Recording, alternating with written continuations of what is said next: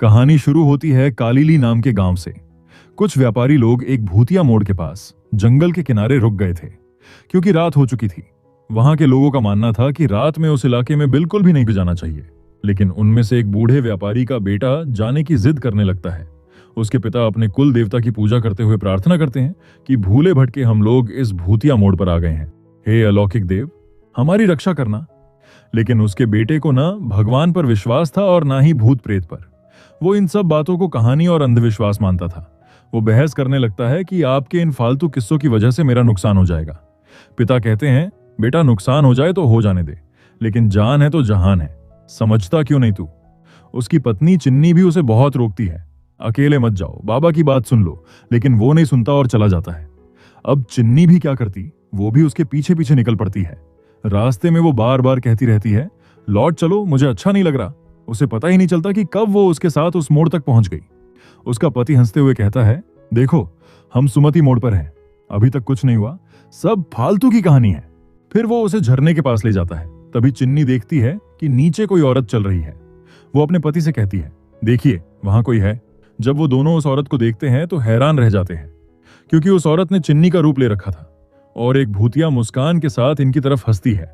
ये नजारा देख दोनों बहुत घबरा जाते हैं और इन दोनों की हालत तो तब टाइट हो जाती है जब देखते ही देखते उस लड़की की आंखें पूरी सफेद हो जाती हैं। इसके बाद इन दोनों के साथ क्या होता है ये हमें नहीं दिखाया जाता और सीन यही कट हो जाता है। अब कहानी सीधे 90s के दौर में शिफ्ट होती है, जब सोशल मीडिया और स्मार्टफोन वगैरह नहीं हुआ करते थे।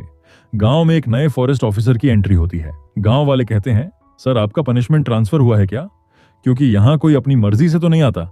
ऑफिसर हंसकर पूछता है, क्यों भाई, ऐसी क्या खराबी है इस जगह में। तो लोग बताते हैं, सर आपको सच में पता नहीं, अरे ये जगह श्रापित है, श्रापित। इसके बाद वह अपने चेक पोस्ट वाले ऑफिस पहुंचता है, जहां 2 ऑफिसर पहले से मौजूद होते हैं। वो बताते हैं कि सर ये चेक पोस्ट रात 8 बजे के बाद बंद कर दिया जाता है। ऑफिसर पूछता है, ऐसा क्यों, चेक पोस्ट रात में बंद क्यों कर देते हो। दरअसल सर इस चेक पोस्ट से लगभग 1.5 किलोमीटर आगे एक मोड़ है जिसे सुमति मोड़ कहते हैं। गांव में सबका मानना है कि वो जगह श्रापित है, वहां सुमति की आत्मा घूमती है।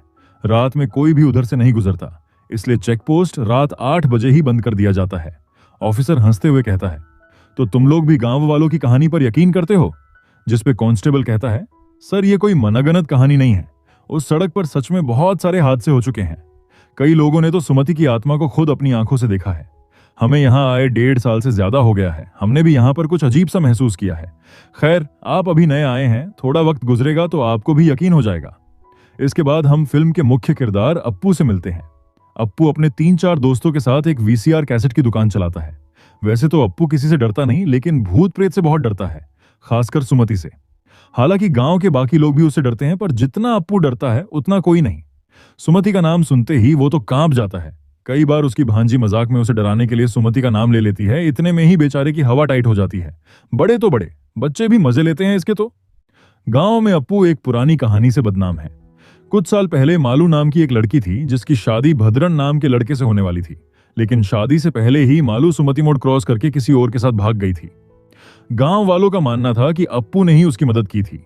यहां तक कि उसके अपने दोस्त भी यही सोचते थे, क्योंकि भागने से पहले मालू अप्पू के पास मदद के लिए आई थी। हालांकि अप्पू का कहना है कि मैंने उसे नहीं भगाया, लेकिन भद्रन जो कि मालू का मंगेतर था, उसने उस पर यह इल्जाम लगाया कि अप्पू ने मालू को सुमति मोड़ पर ले जाकर मार डाला। और यही कारण है कि अप्पू और भद्रन में गहरी दुश्मनी थी। फिलहाल गांव में एक बड़े फेस्टिवल की तैयारी चल रही है। सुमति की आत्मा को शांत रखने और गांव में सुख शांति बनाए रखने के लिए यह उत्सव हर साल होता है। गांव में एक आदमी है चेम्बन, जो इन सभी रिचुअल्स को करवाता है। कहा जाता है कि उसके माँ बाप दोनों तांत्रिक थे और उसी से उसने ये विद्या सीखी है। हम देखते हैं कि चेम्बन दिन के समय उसी मोड़ पर पहुंचता है। वह त्रिशूल की नोक पर एक नींबू डालकर वहां से चला जाता है, लेकिन जैसे ही वह जाता है उस नींबू से खून निकलने लगता है, जो कि एक तरीके का साइन है कुछ अनहोनी होने का। दूसरी तरफ फेस्टिवल में सूजा नाम की एक औरत अपनी बेटी के साथ आती है। उसके पति ने भद्रन से कर्जा लिया था, जिसे वो चुका नहीं पाया, और नतीजा ये हुआ कि उसने खुद को ही निपटा लिया।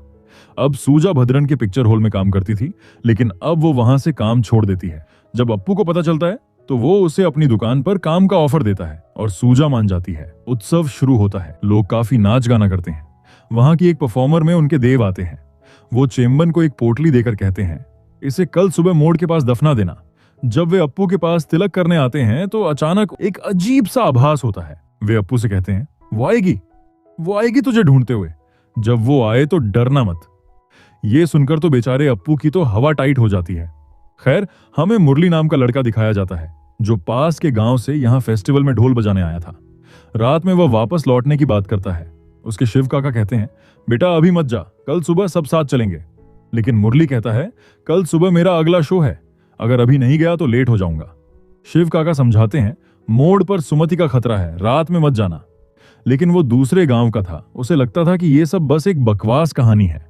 वो नहीं मानता और चला जाता है। रास्ते में चलते हुए उसे लगता है कि कोई उसके पीछे चल रहा है। वो सोचता है शायद शिव काका होंगे। वो हंसते हुए कहता है, अरे काका, आपको तो डर लग रहा था, अब कैसे आ गए? ये बोलते हुए वो पलटकर देखता है, पर वहां कोई नहीं था। अचानक फिर से वही पैरों की आवाज आती है। घबराहट और डर उसके चेहरे पर साफ दिख रहा था। फिर वो देखता है कि जमीन पर एक सड़ी हुई लाश पड़ी है जिस पर हजारों कीड़े रेंग रहे थे, और उसके ठीक पीछे एक अजीब सी चीज खड़ी थी जिसके लंबे लंबे नाखून थे। वो पलट कर देखता है तो वो अचानक गायब हो जाती है, लेकिन अगले ही पल वो उसी के सामने आ जाती है। उसे देखकर वो जोर से चीख पड़ता है और वही गिर जाता है। इसके बाद एक शादी में हम अप्पू को देखते हैं। बेचारा मायूस बैठा है क्योंकि आज उसकी क्रश की शादी हो रही थी।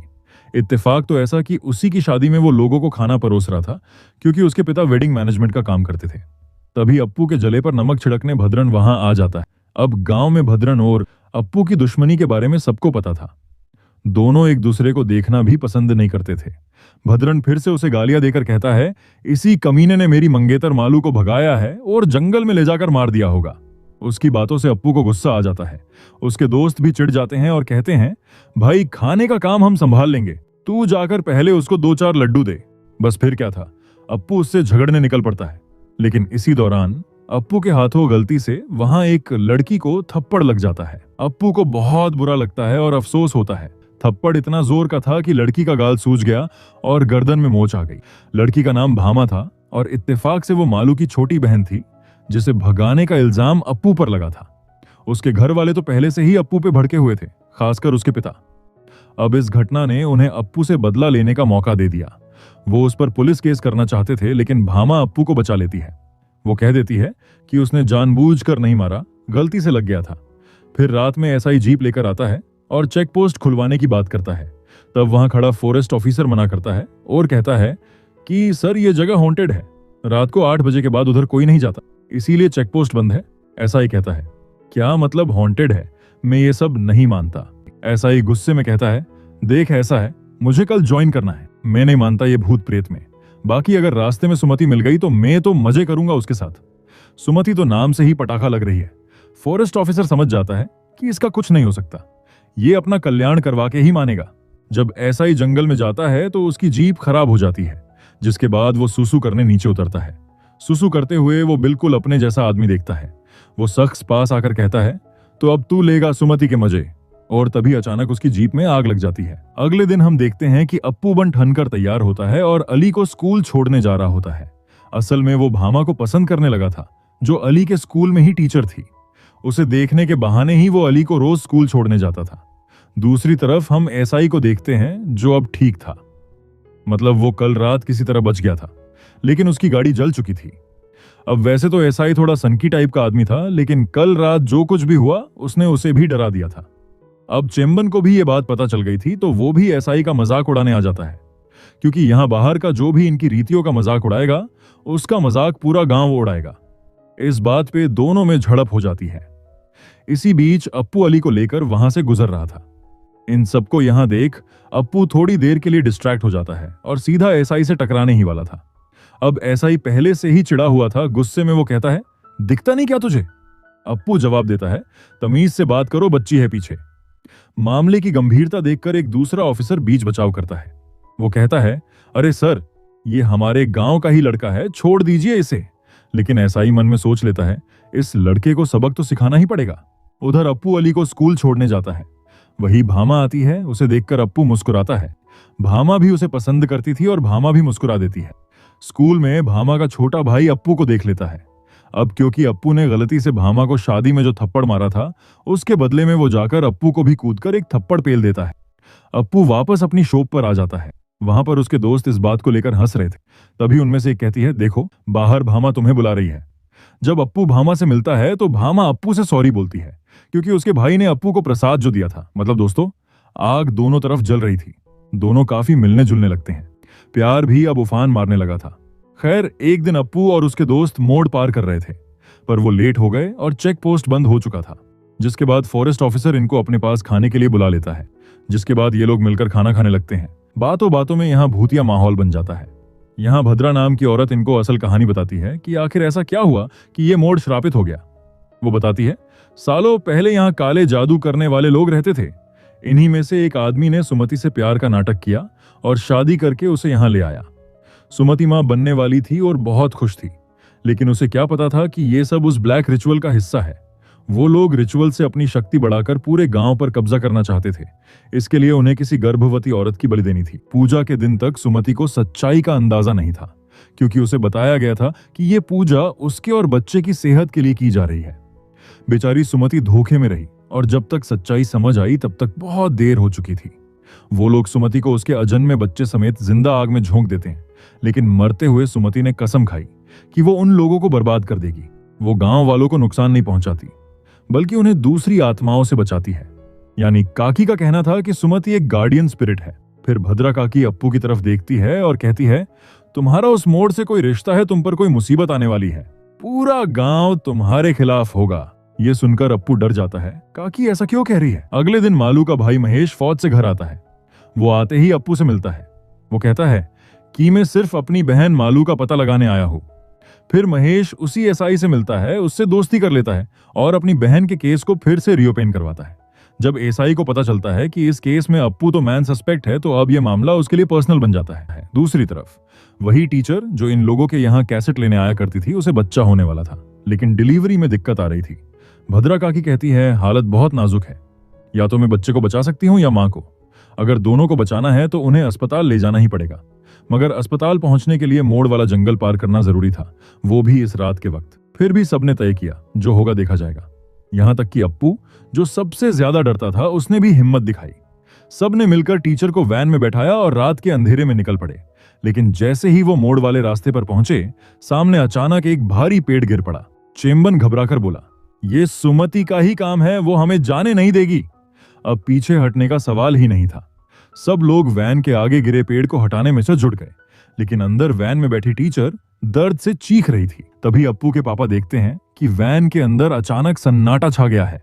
वो घबराकर दौड़ते हैं और जैसे ही अंदर झांकते हैं, टीचर वहां नहीं थी। वो तुरंत सबको आवाज लगाते हैं। लोग घबराकर चारों तरफ टीचर को पुकारने लगते हैं। उसी वक्त जंगल के अंदर से टीचर की कराहने की आवाज आती है। सब टॉर्च लेकर उसे ढूंढने निकल पड़ते हैं। जंगल में इनके साथ बहुत ही अजीब अजीब घटनाएं होती हैं, जिनसे ये लोग बहुत घबरा जाते हैं। अप्पू देखता है कि उसके सामने टीचर अपना पेट चीरकर बच्चा निकाल रही है। ये देखकर तो बेचारे की जबान हलक से बाहर ही नहीं निकलती। इसके बाद बाकी सब लोग भी यहाँ आ जाते हैं। तभी चेम्बन कहता है, ये सुमति का माया जाल है, जान प्यारी है तो यहां से तुरंत निकलो। पर तभी वैन की तरफ से बच्चे के रोने की आवाज आती है। सब भागकर वहां पहुंचते हैं और देखते हैं टीचर वहीं वैन में थी। दरअसल वो तो कहीं गई ही नहीं थी। सुमति सिर्फ उनके दिमाग से खेल रही थी। अब तक टीचर बच्चे को जन्म दे चुकी थी और चमत्कार तो यह था कि मां और बच्चा दोनों बिल्कुल सुरक्षित थे। सुबह होते ही सबने उन्हें तुरंत अस्पताल पहुंचाया। वहां अप्पू की मां भी पहुंची और पूछा, तुम्हें कुछ याद है वहां क्या हुआ था? लेकिन टीचर कहती है कि पता नहीं कैसे, लेकिन मुझे इस बारे में कुछ भी याद नहीं आ रहा। इसके बाद सीन कट होता है। अब अप्पू स्कूल के बाद भामा को प्रपोज कर देता है। दोनों साथ में वक्त बिताने लगते हैं, लेकिन तभी ऐसा ही उन्हें साथ देख लेता है और जाकर भामा के भाई महेश को सब बता देता है। फिर महेश अपनी पूरी फैमिली के साथ अप्पू के घर पहुंचता है। वो बताता है कि उन्होंने भामा का रिश्ता तय कर दिया है, वो भी भद्रन के साथ, और शादी अगले महीने ही होगी। यह सुनकर अप्पू का दिल टूट जाता है। वो शराब पीने लग जाता है। उसका दोस्त कहता है, भाई अगर सच्चा प्यार है तो उसे भगा के ले जा। लेकिन चेम्बन तुरंत रोक देता है, पहले ही एक को भगाने की वजह से केस लटका हुआ है, अब दूसरी को भी भगा ले जाएगा क्या? अगले दिन अप्पू दुकान पर पहुंचता है। उसी वक्त वहां भद्रन आता है और अप्पू को शादी का न्योता थमा देता है। उसी समय वहां सूजा और उसकी बेटी भी मौजूद होती है। भद्रन उन्हें देखकर चुप हो जाता है और तुरंत वहां से निकल जाता है। उसे देखते ही सूजा की बेटी डर के मारे सहम जाती है। अप्पू ये नोटिस करता है और पूछता है, भाभी क्या बात है? सूजा बताती है, पहले मैं भद्रन के सिनेमा हॉल में काम करती थी। लेकिन उसके इरादे अच्छे नहीं थे। उसकी नजर मुझ पर और मेरी बेटी पर भी गलत थी। एक दिन तो उसने जबरदस्ती करने की कोशिश भी की थी, इसीलिए मैंने वो काम छोड़ दिया। अप्पू को बहुत दया आने लगती है दोनों पर। लेकिन अगले ही दिन सूजा और उसकी बेटी की लाशें पेड़ पर फांसी से लटकी हुई मिलती है। एसआई इस केस को आत्महत्या बताकर बंद कर देता है, लेकिन अब उसे भी समझ आ गया था कि ये मर्डर था और कौन कातिल है उसे भी अब पता चल गया था। वो सीधे भद्रन के पिक्चर हॉल पहुंचता है, टॉर्च जलाकर उसे ढूंढता है और पकड़कर बाहर खींच लाता है। दोनों के बीच जबरदस्त लड़ाई होती है। तभी अप्पू के पापा वहां आकर उसे रोकते हैं। क्या कर रहा है तू, पागल हो गया है क्या? अप्पू चिल्लाता है। पापा यही है जिसने सूजा भाभी और उसकी बेटी को मारा है। भद्रन मासूम बनकर कहता है, अंकल जिससे मैं शादी करने वाला हूं उससे ये प्यार करता था, अब मुझे फंसाने की कोशिश कर रहा है। उसके पापा भी हैरान रह जाते हैं। अप्पू जवाब देता है, हम दोनों एक दूसरे से प्यार करते हैं। इतना सुनते ही उसके पापा उसे जोरदार थप्पड़ मारते हैं और गुस्से में बोलते हैं, तेरी वजह से उस परिवार ने पहले ही बहुत कुछ झेला है, अब मैं उनके साथ कुछ गलत नहीं होने दूंगा। भामा की शादी जिस दिन तय हुई है उसी दिन होगी, कान खोलकर सुन ले। पापा के जाते ही भद्रन अपना असली चेहरा दिखाता है। वो खुद कबूल करता है, हाँ मैंने ही मारा है, क्योंकि वो मेरी कब्र कभी भी खोद सकती थी, इसलिए उसे रास्ते से हटा दिया। जा सबको बता दे, तेरी बात पर कौन यकीन करेगा। और तभी अप्पू को यह भी पता चलता है कि इस पूरे खेल में एसआई भी उसी के साथ मिला हुआ है। अब जब अप्पू को यह सब पता चलता है तो वो बिल्कुल हेल्पलेस महसूस करता है। उसे समझ नहीं आता कि अब सूजा और उसकी बेटी को इंसाफ कैसे दिलाए। ऊपर से जिस लड़की से वो प्यार करता है उसी की शादी उस राक्षस भद्रन से होने वाली थी। इसी बीच भामा अपने छोटे भाई से एक लेटर भिजवाती है जिसमें लिखा होता है कि वो चाहती है कि अप्पू उसे भगा ले जाए। लेकिन उसी वक्त अप्पू के पापा वहीं मौजूद होते हैं, इसलिए वो कुछ नहीं करता। वो भामा की शादी में ही किचन का काम संभाल रहा होता है। लेकिन तभी अचानक अप्पू की किस्मत करवट बदल देती है। एक ऑफिसर महेश से मिलकर उसे बताता है कि सूजा और उसकी बेटी की हत्या हुई थी और ये कांड भद्रन ने किया था, जिसे छुपाने में एसआई ने उसकी मदद की थी। अब जब महेश को यह सच्चाई पता चलती है तो वो अपनी बहन की शादी उस राक्षस से करने से इनकार कर देता है। और उधर अप्पू के पापा भी अचानक बदल जाते हैं। वो कहते हैं, चल अब ड्रामा बंद कर, भामा को भगा ले जा। अप्पू हैरान रह जाता है। ये सुनकर अप्पू की खुशी का ठिकाना नहीं रहता। लेकिन ये खुशी ज्यादा देर टिकती नहीं। अगले ही पल पता चलता है कि भामा पहले ही भाग चुकी है और अब फिर से इल्जाम अप्पू पर लगता है। सब लोग उस पर ही आरोप लगाने लगते हैं। माहौल गर्म हो जाता है। दूसरी तरफ भामा भागकर फॉरेस्ट ऑफिसर के पास पहुंच चुकी होती है और वही अप्पू का इंतजार कर रही होती है। उधर अप्पू रास्ते में ही होता है। सुमति मोड़ के पास आते आते वो वहीं रुक जाता है। उसी वक्त पीछे से भद्रन और एसआई जीप में आते हैं और अप्पू को टक्कर मार देते हैं। अप्पू बेहोश होकर गिर जाता है। एसआई पत्थर उठाता है और उसे कुचलने ही वाला होता है, लेकिन भद्रन रोक देता है। वो दोनों बेहोश पड़े अप्पू को घसीटते हुए सुमति मोड़ तक ले जाते हैं। पीछे पीछे एसआई भी चलता है। अब जैसे ही भद्रन अप्पू को मारने वाला होता है, सुमति की आत्मा प्रकट हो जाती है, कभी उस बच्चे के रूप में तो कभी सूजा के रूप में। भद्रन और एसआई दोनों डरकर भागने लगते हैं। लेकिन तभी एसआई देखता है कि अप्पू जिंदा है। वो चिल्लाता है, रुक, इसे जिंदा नहीं छोड़ेंगे। वो दोनों वापस उसकी ओर दौड़ते हैं, लेकिन तभी अप्पू अचानक उठता है और फाइट बैक करता है। उसे खुद समझ नहीं आता कि इतनी ताकत उसमें आई कहां से। वो अकेला दोनों पर भारी पड़ जाता है। भद्रन को उठाकर ऐसे फेंकता है जैसे खिलौना हो और वो पत्थर से टकराकर वहीं ऑन द स्पॉट मर जाता है। फिर वो एसआई को पकड़ता है और तभी हमें पता चलता है वो अप्पू नहीं सुमति थी। वो एसआई की गर्दन मरोड़कर उसे भी खत्म कर देती है और फिर धुएं के साथ गायब हो जाती है। दूसरी तरफ असली अप्पू कहीं और बेहोश पड़ा होता है, जिसे महेश आकर उठाता है। तब जाकर अप्पू भामा तक पहुंचता है, लेकिन वो कहता है, हम नहीं भागेंगे। जो गलती मालू दीदी ने की थी वो हम नहीं दोहराएंगे। चाहे तुम्हारे घर वाले माने या नहीं, हम यही रहेंगे इसी गांव में। अगले दिन भामा के घर वाले अप्पू से झगड़ा करने पहुंचते हैं। पूरा तमाशा मच जाता है और तभी कहीं से मालू दीदी गांव लौट आती है। सबके चेहरे पर हैरानी, लेकिन अप्पू की जान में जान लौट आती है। वो चिल्लाता है, देखा, मैंने तुम्हारी बेटी को नहीं मारा था, वो जिंदा है। तब सबको पता चलता है कि जिसके साथ मालू भागी थी वो कोई और नहीं, यही फॉरेस्ट ऑफिसर था जिसे सब पहले से सच पता था, लेकिन वो अब तक अनजान बनने का नाटक कर रहा था। अब वो सामने आकर सबसे माफी मांगता है। मालू के घर वाले कुछ नहीं कहते। आखिरकार उनकी बेटी जिंदा थी, वो उन्हें माफ कर देते हैं। फिर अप्पू उस फॉरेस्ट ऑफिसर से कहता है, जब तुम्हें सब पता था तो कम से कम मेरा केस तो साफ कर देते। वो मुस्कुराकर जवाब देता है, मुझे लगा तुम्हें पता है और तुम भी बस नाटक कर रहे हो। ऑफिसर कहता है, अब तुम बनो मत। मैंने तुम्हें देखा था जब तुम मोड़ पर मालू को छोड़ने आए थे, लेकिन असल में वो अप्पू था ही नहीं, वो सुमति थी जो मालू की मदद कर रही थी। वरना अप्पू तो इतना डरपोक था, वो वहां कैसे जाता। तो दोस्तों, इसी के साथ ये फिल्म यही खत्म हो जाती है। आई होप आपको मेरा एक्सप्लेनेशन पसंद आया होगा। ऐसे ही और भी वीडियोस देखने के लिए आप चैनल की प्लेलिस्ट जरूर चेक करें और सब्सक्राइब करें सुपर स्पीड सिनेमा चैनल को। बाकी अगर कोई सवाल हो तो नीचे कमेंट में जरूर शेयर करें। मैं मिलता हूं आपसे अगली वीडियो में। तब तक के लिए धन्यवाद और देखते रहिए सुपर स्पीड सिनेमा।